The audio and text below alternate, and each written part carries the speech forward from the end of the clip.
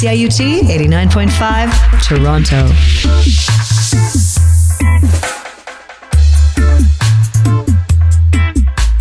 The views and opinions expressed on the following program are those of the producers and/or the persons appearing on the program and do not necessarily reflect the views and opinions of CIUT-FM. Hi, this is Daniel Garber, the movies for CIUT Critic Circle. Hi, this is Donna G from The More the Merrier. Hi, I'm Mark Tara, producer and host of Rainbow Country, and this is CIUT at TIFF 2022.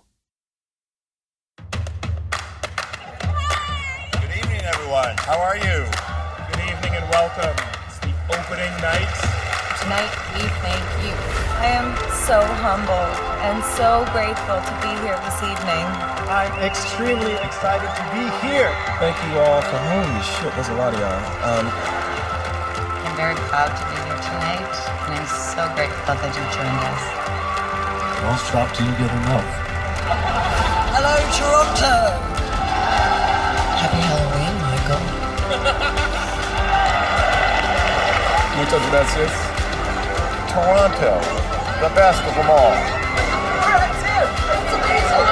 If you ever think about the big space to watch things, it's different. I want to thank Toronto because you have always honored, celebrated, exalted female directors. The warmth and the love that you gave me is something I will never forget in my life. It's so exciting to be here at Toronto in this gorgeous theater. This feels like Christmas Day. Thanks to you for coming. This is truly a very special evening for me. This is why we do what we do, you know? I love this festival and it's an honor to be back. Behind me is what we call society, what we see in there every day, and what we have on the screen. Let's keep on doing movies about us. We're making pictures about what's happening today in society. Thank you for coming. Hi, I'm Mark Tara from Rainbow Country, and welcome to CIUT at TIFF 2022. Over the next few weeks, Daniel Garber, Donna G, and myself will be bringing you the sights, the sounds, and the films from TIFF 2022. This is actually the 47th annual Toronto International Film Festival, which started out as the Festival of Festivals back in 1976, actually October 1976, at the Windsor Arms Hotel. Who knew? Well, now you do. So, CIUT at TIFF 2022 will be featuring some exclusive interviews from filmmakers that are part of this year's festival and so much more. On this episode, episode 1, we will be setting the stage, so to speak, as to what is coming up, what films are on our radar that you just might be interested in, special events like Festival Street that happens on the first weekend of TIFF. Plus, later on in the show, I'll have a one-on-one with the newly minted, the newly elected, the newly crowned CEO of TIFF, Mr. Cameron Bailey, and he's going to let us know what we can expect at the 47th annual Toronto International Film Festival.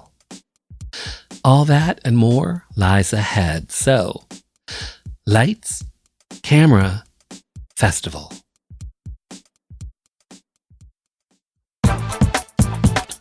Hi, I'm Mayor John Tory, and you're listening to CIUT 89.5 FM. I'm old enough to remember when they called it U of T Radio.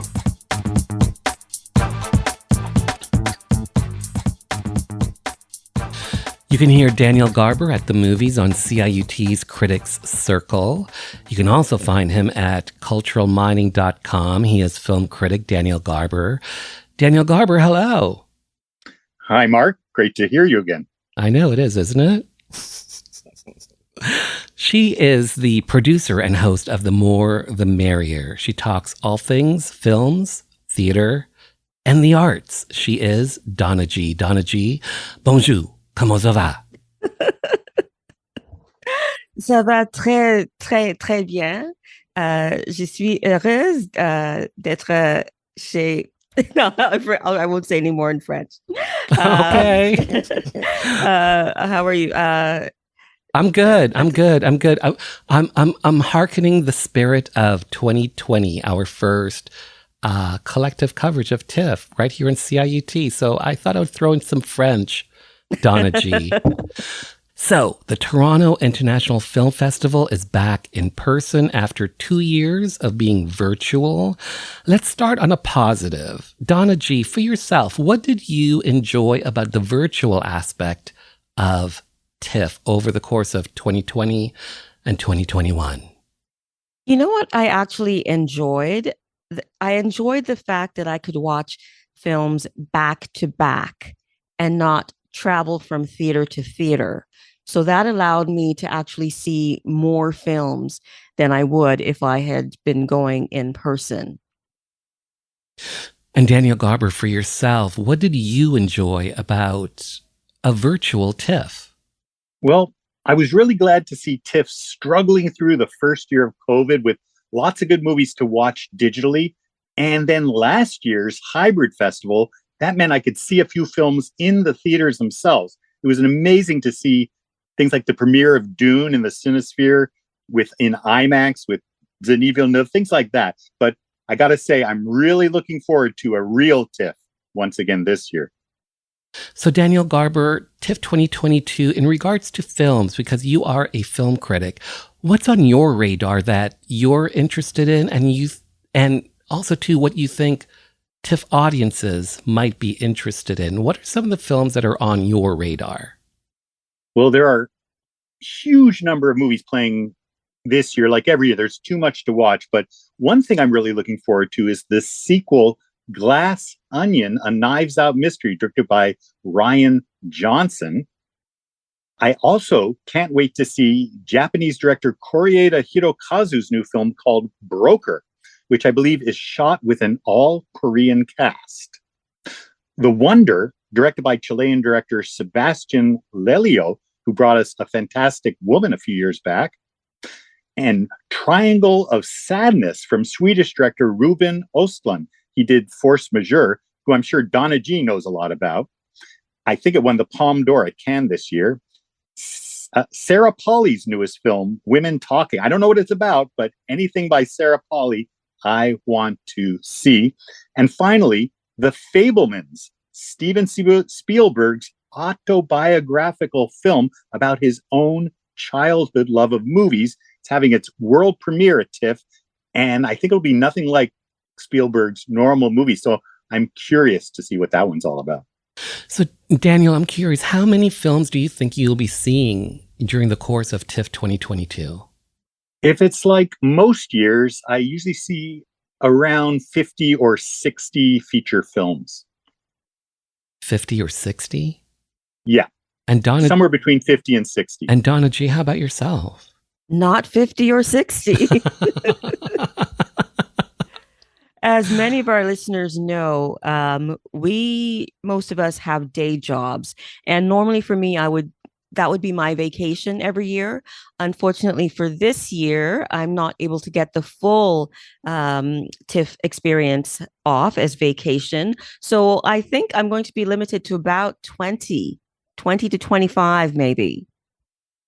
Wow, that's still a lot. That's still a lot. That's still a lot.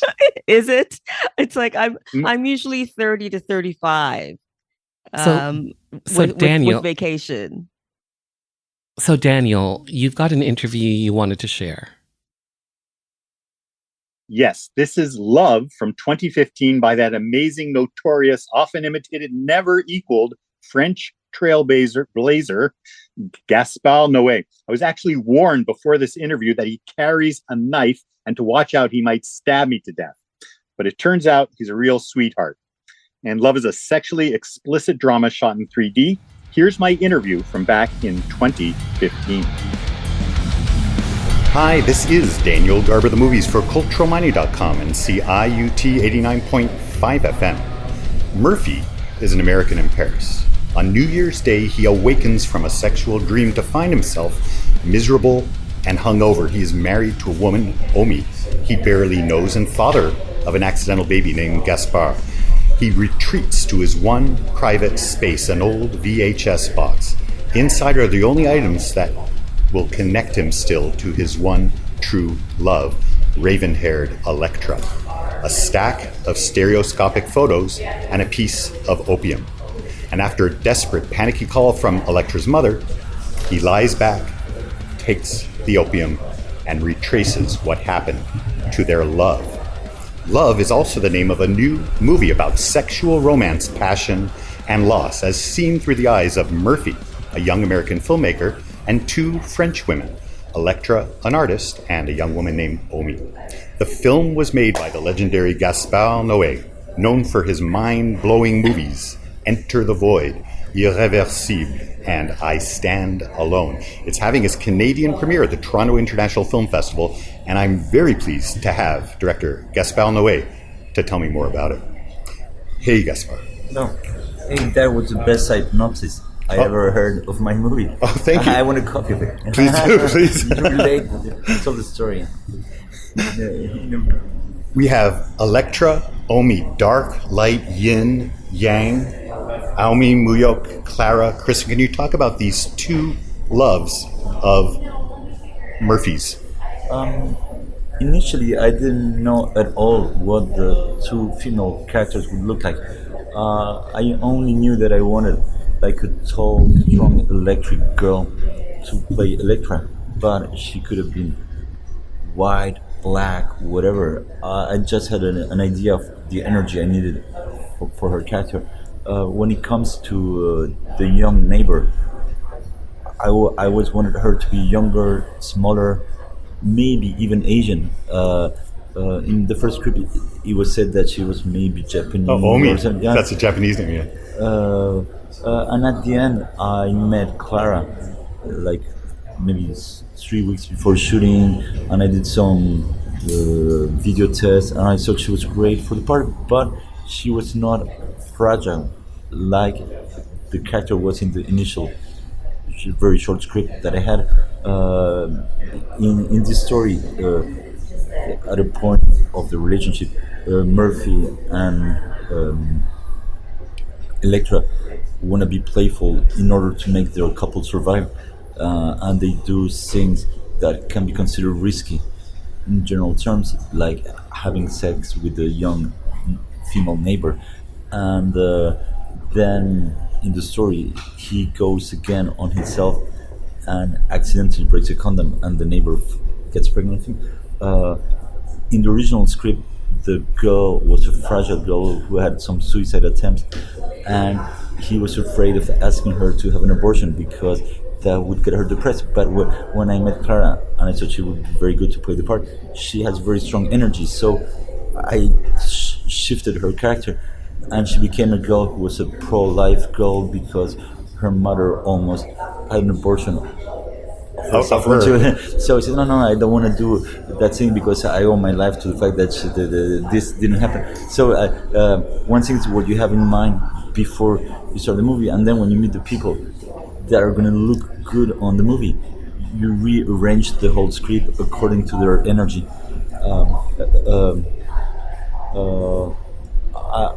I didn't think also when I casted the movie that I would have such a tall actor. Like I like the energy of Carl. I loved working with him, but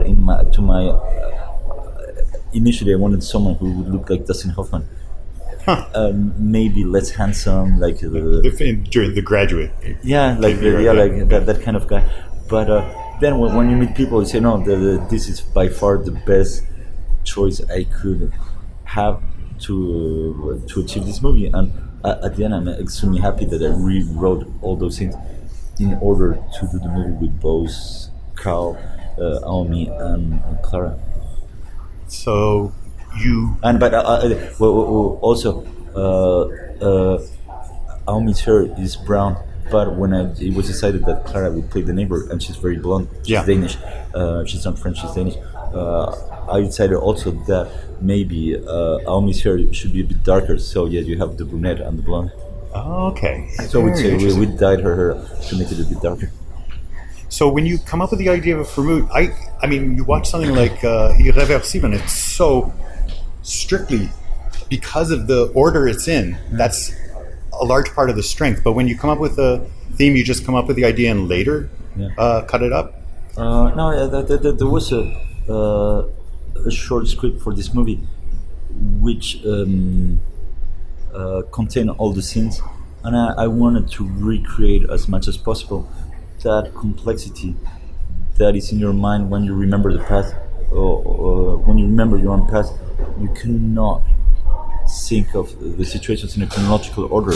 They're in an emotional order, so they're not put backwards in a very mechanical way like the scenes were put in irreversible, but they're put in a way that he remembers different moments of the past, but you can still as a spectator rearrange the scenes to understand how, in which order they happen.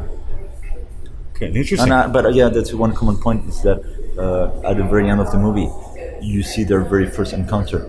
So he starts remembering his past by remembering how he broke up with his ex-girlfriend, and at the very end of the movie, he's remembering the very beginning of the relationship, and that is very delightful. And they're making all these promises that they will not be able to keep because life, unfortunately, brings them to another situation than the one that they expected. So Murphy says at some point he wants to make a movie with blood, sperm, and tears. But this one has the tears, but it's light on the blood, heavy on the sperm. So is this a change in direction for you? Yeah, there's not much blood in the movie. No. It sounds good, blood, sperm, and tears. Yeah, actually, like blood, sweat, and tears. It's a mix of a quote of Douglas Sirk, the German director who made melodramas in Hollywood in the 50s, 60s, and of another quote by Winston Churchill, who said, "All I can promise to my country is blood, sweat, and tears." Yeah. But I said in previous interviews when people were asking me why I didn't move like irreversible or into avoid it, I was saying, because to do a good melodrama, you need blood, sperm, and tears. And there are many things in Murphy's character that are like a parody of me when I was younger. So right. He even uses my clothes. We started shooting the movie without the stylists, so I would just, because we decided to have a very tiny crew for the first week because we wanted to do all the nude scenes and we wanted it to be very intimate. But in that case, I'll say, "Oh, what can I put? Take my jacket, take my T-shirt," and also the name of the character, Murphy, is my mother's family name. So I remember as a kid that I would say my name is Gaspar Murphy because I thought it sounded better than Gaspar Noé. Huh. No, I know you have Gaspar Julio Noé Murphy, and in the movie you have a baby, you have a friend, you have a gallerist, and you have the main character. Yeah. So is this yourself chopped up and moved around, or is it just for fun? It's like I'm just trying to do a puzzle that has no solution. Oh, okay. But and also like the guy who steals the main character's first girlfriend is called Yuyo, the shaman. Right. And that's the name of my father. And at a point, Murphy cheats his girlfriend with a girl randomly in the toilets of a party. And her name is Paula, and that's my sister's name. So I know you have Vincent Castle. You have a castle, right? Yeah. Is that after Vincent Castle? Or? No. Okay. Who knows? And you put a coworker of yours, the guy from Wild Bunch, plays the cop. Yeah, my cinematographer plays the shaman, and my producer played the dirty cop who convinces the main character to go to a swingers club. And so there are a lot of scenes in this movie that look like they're revisiting scenes from earlier movies, like Irreversible. So there's the square tunnel, which is a horrible rape scene, and the original this time is a love scene. And the scene in the sex club looks like the club he goes to in Irreversible, which is I just remember seeing it was like he smashes the head open. It's so shocking. This one, he just walks out. Yeah. So what does this mean? Are you revisiting actual memories and giving a more realistic view, or is it just for... I like tunnels and I like red on screen. It looks like the same tunnel though. Was it the actual no. different location? No, okay. Another location. Okay. So Murphy. Also, the truth is that the three movies were kind of conceived at the same time. The idea of love, the idea for Irreversible, and the final script of Enter the Void, they were conceived at the same time. I ended up doing them in the order they were done, but maybe you can see the same subjects reappearing in the three. This one also has visual quotes or images from Enter the Void. The circle, the glowing, spitting thing looks a lot like the sort of the drug experiences. Are they? Where do those images came from? They're just amazing. I think rocket taking off. No. Kubrick. What is it? That psychedelic image actually is just a real lamp. It's a real lamp that we filmed, and the camera goes toward the lamp. But the lamp was so trippy that when we saw it, was trippy. We said, well, we have to use it. It looks like a very complex visual creation, digital creation to reproduce the psychedelic feeling of a person. But no, it was just the camera getting close to a lamp. So this is a 3D movie. What if you added a fourth dimension, say, smell? What would this movie smell like? I don't have a very developed sense of smell, but for sure, I don't think the main character would put perfume. I would rather use another dimension that would be humidity. It's raining all the time in the movie. If you could make the theater humid, I would like it. That would be cool. And finally, if Murphy, the character, went and saw this movie, but he wasn't in it, would he run out screaming, or would he like it? If Murphy, the character, went and saw a movie that looked like this, would he be shocked by it, or would he love it? No, he would like it. He would like it? Yeah, of course. Okay. No, he's got good taste in the movie. Right on. You can see that all the movies he likes are the movies that I like and my friends like. So he likes Pasolini Salo. He likes so no, he's obsessed with like cult daring movies from the past. Okay, sounds great. Thanks so much for speaking with me. I've been speaking with director Gaspar Noé about his new 3D film called Love, premiering at Toronto International Film Festival. This is Daniel Garber, the Movies, each Friday morning on CIUT 89.5 FM and on my website, culturalmining.com. CIUT 89.5 Toronto. So we're talking about films that are on our radar that we think you, the audience, may be interested in. And Donna G, for yourself, what's on your radar at TIFF 2022?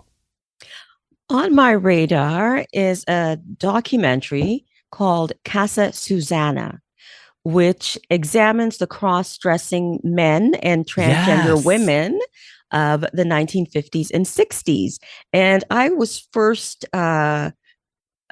informed about Casa Susana because the Art Gallery of Ontario had an exhibition of some of the photographs and the artifacts from that time. So I'm very excited to see what's going to be on screen, Casa Susana. I'm also interested in seeing the film called I Like Movies, because it's about a Canadian kid from a small town who's very interested in movies and nobody else around him is. And that's kind of like how I was in high school, you know, going down to the Carlton and all the rep cinemas to see the foreign films. And I would go by myself because nobody else wanted to read their movies. So I Like Movies is one on my to see list. And then another one called When Morning Comes, which is partially set in Jamaica, which is my birth country. And I'm very interested in seeing that. Any Nordic films for you this year, Donna G? Of course, I'll have my Nordic films, but this one might be in the way of composers. There's a musician called Hauschka, or you might know him as Volker. And he is doing the score for a couple of films, All Quiet on the Western Front. Yes. And, that's one I really want to see. Yes. From Germany. And War Sailor as well, which is out of Norway. So I'm hoping to have a chance to talk to him and bring that to the audience. So Donna G, you've got an interview that you wanted to share with us. Yes, and this one is introduced me to a new term, not Western, but Southern. And this was a Midnight Madness film from 2021. It's called Saloum. It's by Luc Herbulot, and it's something very, very special. I want to talk about your actors, starting with Jan Gael. We met in France. It's been a long time that we wanted to work together, and I just promised to him that after Sacco and Mangan, I would find him something more personal that we can work on together, because we really had a great connection on the TV series. It happened. He accepted the role, which was not an easy one. Even for us to work on that, because you need with Shaka, you need somebody who looks like a leader, acts like a leader, but we all know that leaders, when they lead too much and they talk too much, then they become way less leaders, these bad leaders. So there was a balance to find, and in the same time, he's a victim of what you know in the movies. So we needed somebody that has the sensibility, but in the same time, that violence in the eye when he's ready to shoot somebody, or in the same time being that very calm lion or hyena that can be very strategic. So Jan has all that, and after that, it was quite difficult for all the actors to understand where we were going with that movie, because for my knowledge, there is nothing like Saloum in Africa right now, and I searched. So it was difficult for us to find the right balance between our references and our non-references that were not existing, because nobody did something like that before, as we know. So talking about your references, let's start now, by giving our listeners a bit of a background. We've introduced Shaka. There are more characters to come, but explain to the audience a little bit of what Saloum is about. So Saloum is about three mercenaries, three legendary African mercenaries who are employed to extract a Mexican drug dealer from Guinea-Bissau, which is a country just right next to Senegal in West Africa. And Guinea-Bissau is known to be the capital of coup d'etat in Africa. And when we start the movie, it's like the fifth coup d'etat, which happened in 2003. And we follow those three guys extracting this guy and flying over the Senegalese airspace. And something happened to their plane, and they had no choice than to bring the plane to the Saloum region, which is like one of the most mystical regions that you can find in Senegal. And then, well, things will go south there for them. Yeah. And into this, we have the character of Rafa, played by Roger Sala. Yeah. Did Roger come on board after Jan? Yeah, he was in the TV series also, but he was in an episode that I didn't direct. But as I was a showrunner on that show, I saw his tapes, and I was like, oh, I love the voice of this guy. He has a very interesting voice, and I had a strange idea with him, the physical idea that I want to do with him in Saloum. So I was like, I hope he's going to be agreeing in what I want to do with him, and I will keep the surprise for the people who didn't see the posters or whatever for the movie. He has a particular look, but I said to Roger, man, I don't think we saw this kind of characters that much in Africa. So have fun, buddy. And he had fun.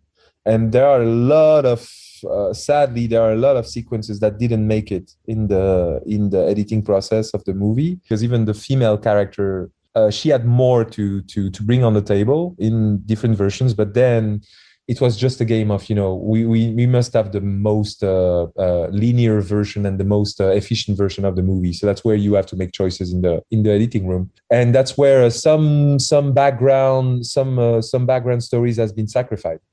Sadly, but making a movie, it's all about that. Thank you for making the sacrifice, because I know it is a sacrifice for a filmmaker to not include everything they want. So I really appreciate that. The third of the three mercenaries is Minuit, played by Mentor Ba.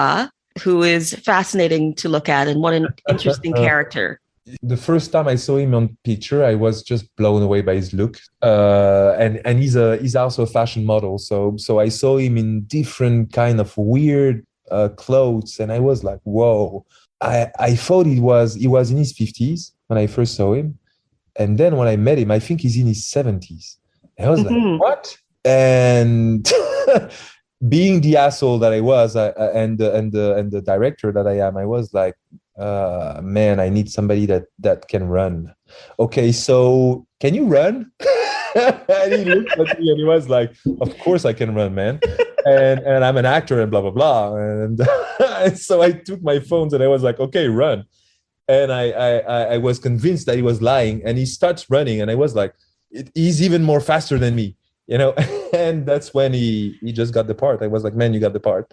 You know, you had the looks and you have you're fearless and you have the physical presence to make it. And after that, Midnight is probably, from the three heroes that we have, probably the most, the more cliche one, if I can say it this way, because in this kind of movies, you always have the one that is like, you know, the shaman guy, you know, so he's the sorcerer and the shaman and the guy that is making them all those kind of potions and magical items and caring about their physical health and mental health and spiritual health also. And the more the movie goes, the more you understand that there are some more deep connection between them. And somewhere is probably the big brother and somewhere the dad, you know, figure. Yes, he is. Your female character, Awa, Evelyn Ilia Juhan, how does she pronounce it? Juan, yeah. Juan, okay. Was unexpected. You know, this I didn't expect the sign language, and you mentioned a couple of times that people haven't seen these films in Africa. Well, you know what? We don't see them in Canada either.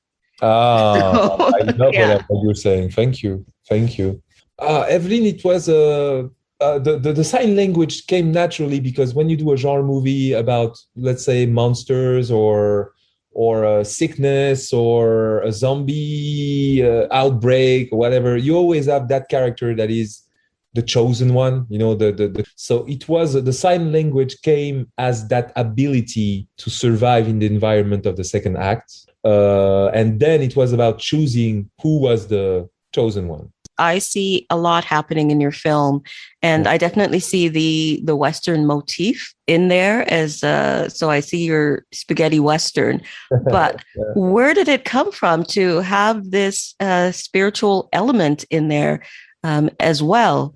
I mean, I know the territory that you mentioned, Saloum, the, you know, ancestral places of the spirits and everything is there, but how did you combine these genres into this film?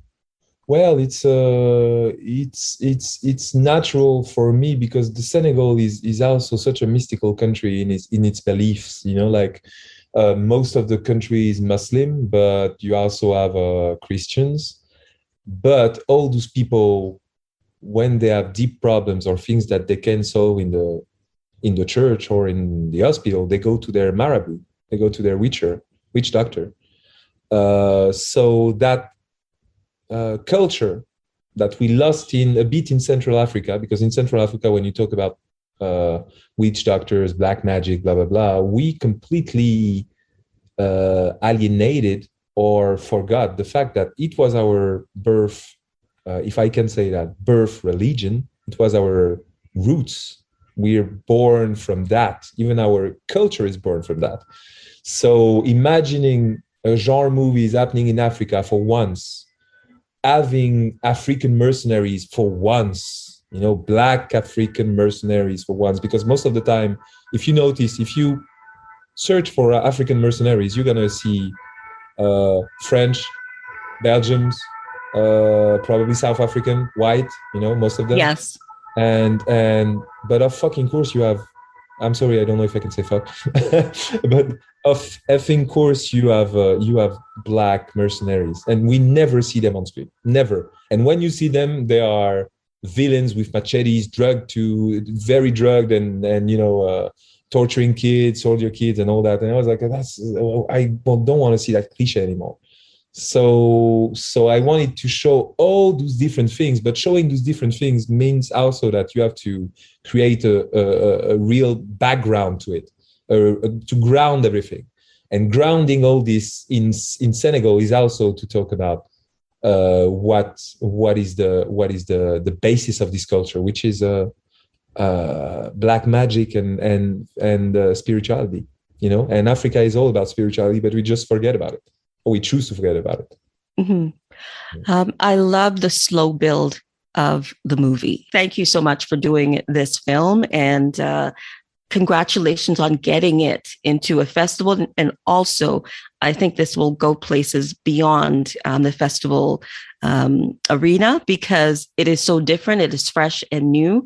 And, as Black people like genre films too. I mean, I'm Jamaican, but I grew up watching the Clint Eastwood movies and all the samurai movies, and the people with the money forget that we like genre films too. Yeah, and today the big thing is now nobody can tell us that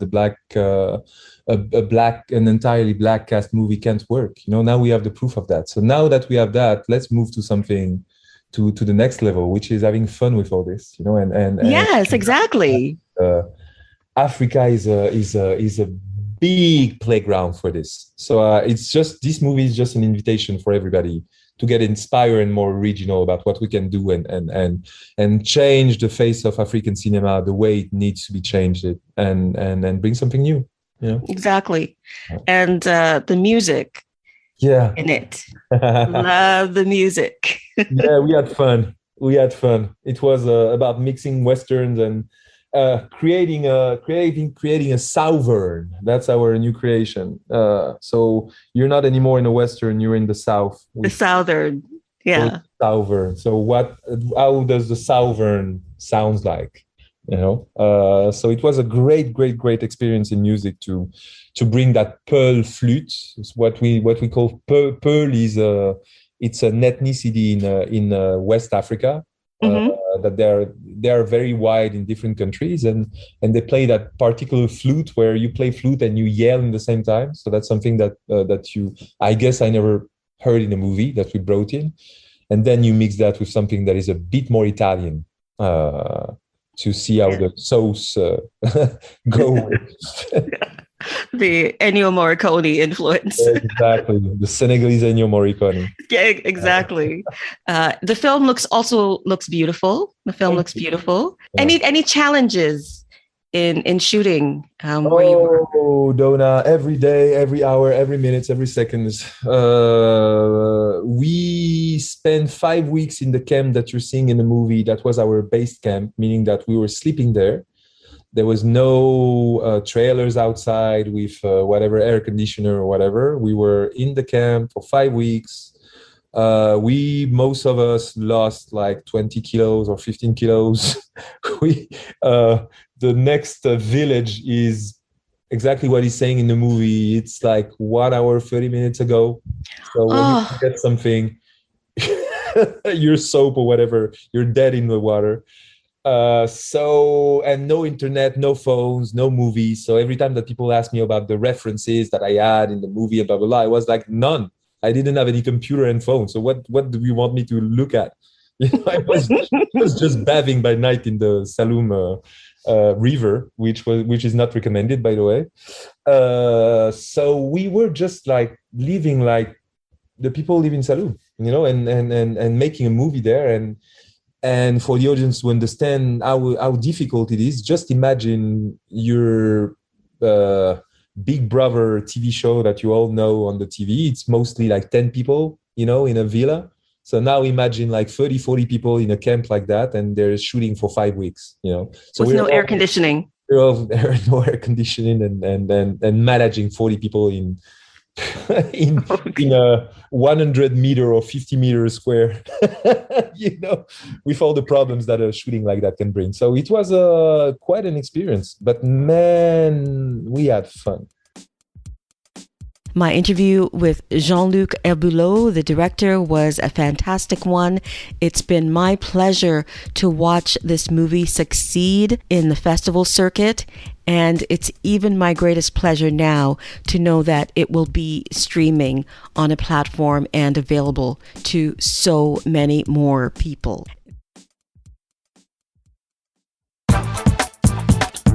My name is Charles Officer, and I'm the writer and director of Invisible Essence, The Little Prince on CIUT 89.5 FM. So again, we're talking about what's on our radar when it comes to films, when it comes to special events at TIFF 2022. And I know that, again, back for, I believe it's the fourth year, the TIFF Awards will be happening. And this year, for the first time, they're having a performance award going to My Policeman, which is, and that film is about basically a gay policeman who falls in love, but he marries a woman, and this is all set in 1950s England, and it stars Harry Styles. Go figure. And apparently, he's going to be in town. So look out for that. And believe it or not, Daniel and Donna, believe it or not, I can't believe it. At this, you will, girl, you will. At this year's TIFF, there will be over 20 films that all have LGBT content to varying degrees. And I find that fascinating. Some of the films that I'm looking forward to that hopefully I can check out will be My Policeman. There's also another one called Bros. There's another one called Pussy. Yes, Pussy. Yeah. Yeah. Yes. Oh, yeah, that looks good. Yes. On my list too. And it's from, my list too. It's from Toronto filmmaker Joseph Amante, and I've had the pleasure of interviewing him before for his first TIFF venture, which was a short called Flood. Such a well-done short, and it'll be interesting to see his feature-length debut with Pussy. That'll be interesting. And there are trans actors featured this year. There's gay characters, all that sort of good stuff at TIFF 2022. And I will say this, when you go to tiff.net, which is your friend, go to the festival section and type in Bros. This is the easiest way to find all the LGBTQ films at the festival. Type in Bros. Keep it easy on yourself, Bros. And then scroll down to the very bottom and you'll see tags for that film. And one of the tags will be 2S LGBTQ+. If you hit on that tag, it'll pull up all the LGBT films part of this festival, this year's festival. Well done, TIFF. Mark, you've got an interview that you want to share with us. Thanks, Donna G. Yes, I caught up with the newly minted CEO of TIFF, Cameron Bailey, and he talks all about the 47th annual Toronto International Film Festival and what to expect. Good evening, everyone. How are you? Good evening and welcome. It's the opening night. Tonight, we thank you. I am so humbled and so grateful to be here this evening. I'm extremely excited to be here. Thank you all for holy shit. There's a lot of y'all. I'm very proud to be here tonight, and I'm so grateful that you joined us. Don't stop till you get enough. Hello, Toronto. Happy Halloween, Michael. Can we touch on that, sis? Toronto, the best of them all. If you're a film buff, the best place to watch films is TIFF. I want to thank Toronto because you have always honored, celebrated, exalted female directors. The warmth and the love that you gave me is something I will never forget in my life. It's so exciting to be here at Toronto in this gorgeous theater. This feels like Christmas Day. Thanks to you for coming. This is truly a very special evening for me. This is why we do what we do, you know? I love this festival and it's an honor to be back. Behind me is what we call society, what we see in there every day, and what we have on screen. Let's keep on doing movies about us. We're making pictures about what's happening today in society. Thank you for coming. Cameron Bailey, hi, how are you? I'm very good. How are you doing? I am well. I'm better now that I am here with you to talk about the 47th annual Toronto International Film Festival. Crazy. I know the last 2 years have been challenging, a global pandemic. 2020, I believe the festival was all virtual. 2021, it was a hybrid. 2022, is the Toronto International Film Festival, is it back in person? It is 100% back in person. Yay! And we couldn't be more excited. You know, I got to tell you, the last 2 years have been hard. They've been hard for everyone, no matter where you are in the world, what you've been doing. When you're trying to put on a festival where the goal is to gather a whole lot of people together indoors, sitting right next to each other, that's the one thing you can't really do in a pandemic. So we found ways, you know, we had hybrid models. We used digital technology to reach people across Canada. We did drive-ins. We had distance seating last year, and of course, everyone masked, all of those things. But now we are in a different stage, so we can gather people in person, full capacity houses. We're closing down King Street to put on our own festival street in front of our main venues during the first 4 days of the festival. And we're looking forward to inviting the whole world that loves movies to join us. For yourself, what are you excited in regards to the films this year? What are you excited about to bring to the TIFF audience? What films are you looking forward to for people to see? You know, even more than specific films, and I will get to a couple of those, but even more than specific films, I think it's the feeling that you get when you're watching a movie, not by yourself or with a small group of people, family, friends at home and on your couch, but when you're in a movie theater with hundreds of people and you're sharing those emotions. You're sharing the tears, the laughs, the excitement, the tension, the suspense. And that all gets magnified. It gets bigger when you're sharing it with a lot of other people, those emotions. We haven't had that for a long time. It's been hard to find those experiences. Summer movies have helped a lot, but the kind of rich emotional experiences that we get from the kind of films we show at the festival, we haven't really been able to do that in a movie theater together for a long time. So beginning with our opening film, The Swimmers, which is an incredibly powerful story of two young sisters with a dream of being competitive swimmers, but they happen to be refugees. That movie's an incredibly powerful experience. The Steven Spielberg film that we're premiering, The Fabelmans, another incredibly powerful experience. A movie like Sarah Polley's Women Talking, which adapts the Miriam Toews novel, also a deep, rich, powerful, and challenging experience, I think, for a lot of viewers. It deals with some very tough material, but does it in such an insightful, beautiful way. And those, experiencing those movies together, I think is just going to be, a much, much bigger and maybe longer lasting experience for people. Mm-hmm. Out of curiosity, how many films are part of this year's festival? We have about 200 feature films and about 50 short films in the festival. We also have lots of other events, on-stage conversations with people like Viola Davis, Eddie Redmayne, and others. We have music, live music on our festival street during the first 4 days of the festival. Lots of other events as well as the films on screen. Festival at home. What is Festival at Home? Well, we didn't want to completely abandon what we had done in the last 2 years, which is develop a digital platform where you can take part in the festival at home as well. So we've brought that back in a smaller scale way. So we've got about 24 feature films that will be available for home viewing across Canada through our digital TIFF Bell Lightbox. You can get all the information on our website and you can take part in the festival, get a taste of it from the comfort of your own home. But I think the bigger experience will be in cinemas this year. Mm-hmm. Especially if you can't get to Toronto. Somebody living in Whitehorse can... Exactly. Anywhere across Canada. Yes.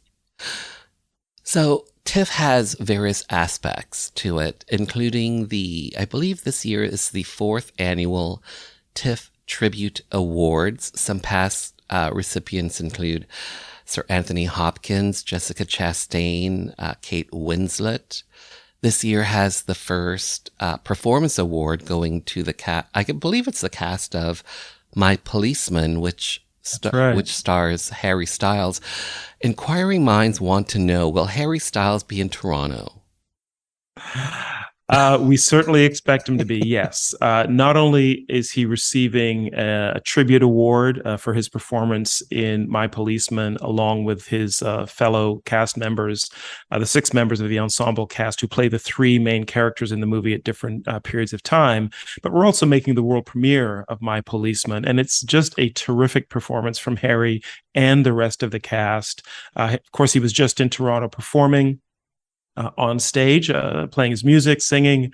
This is a different Harry Styles. He's quite a serious actor, very committed to the craft, and he does terrific work in My Policeman. And it's a very powerful story set in the mid-1950s in England, where he plays a policeman who falls in love with a man, but it is a time of great repression.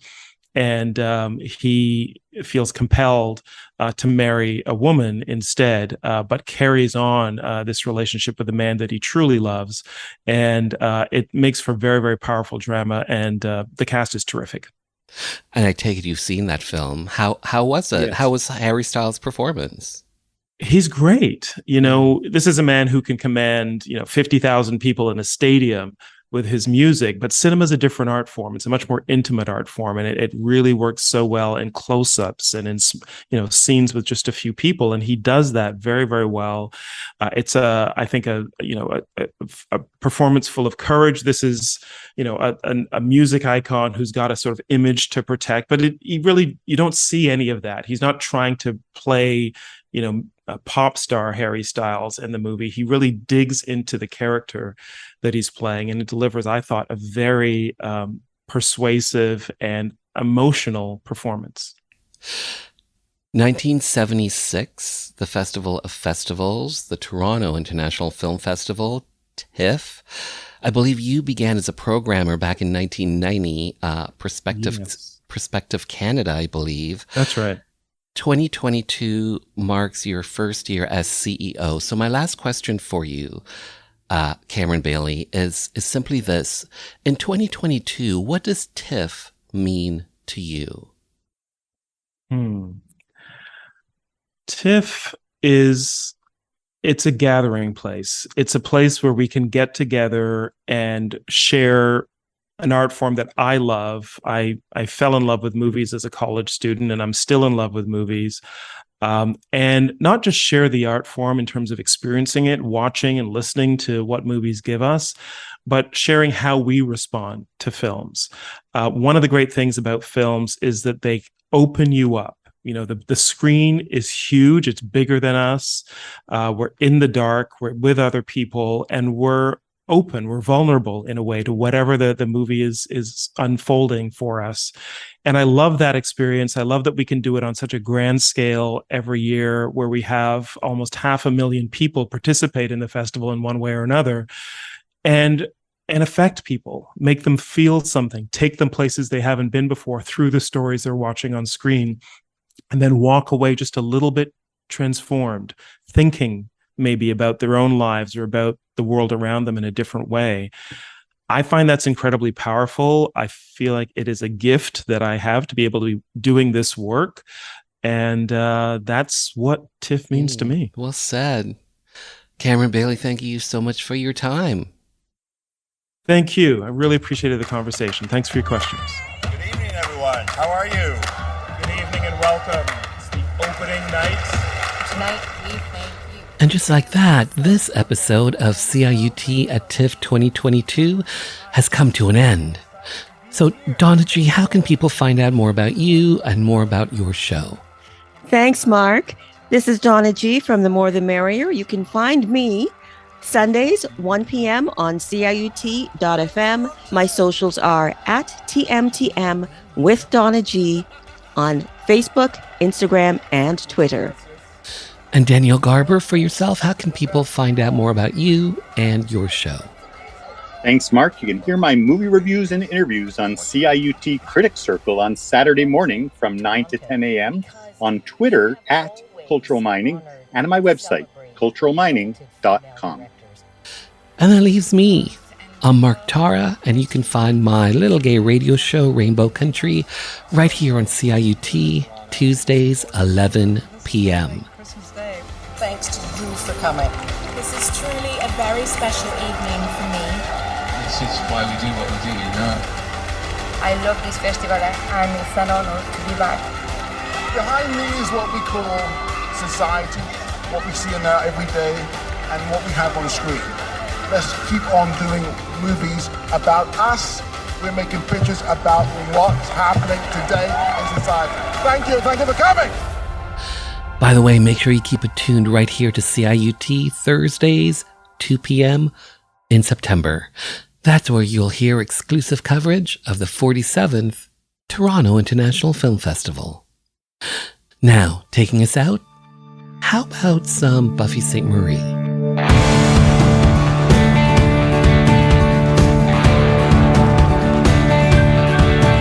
Hold your head up, lift the top of your mind, put your eyes on the earth, lift your heart to your own home planet.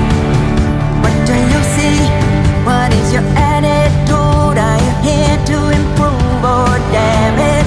Look right now, and you will see we're only here by the skin of our teeth as it is. So take heart and take care of your link with life and we're saying keep playing and praying.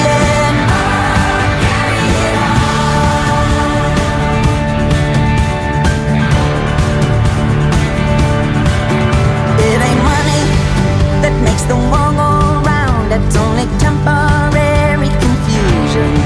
It ain't governments that make the people strong. It's the opposite illusion. Look right now, and you will see they're only here by the skin of their teeth as it is. So take heart and take care of your link with life. Keep saying and playing and praying. Carry it on. Look right now, and you will see we're only here by the skin of our teeth as it is. So take heart and take care of your link with life. It's beautiful if you got the sense to take care of your source of perfection. Mother Nature, she's the daughter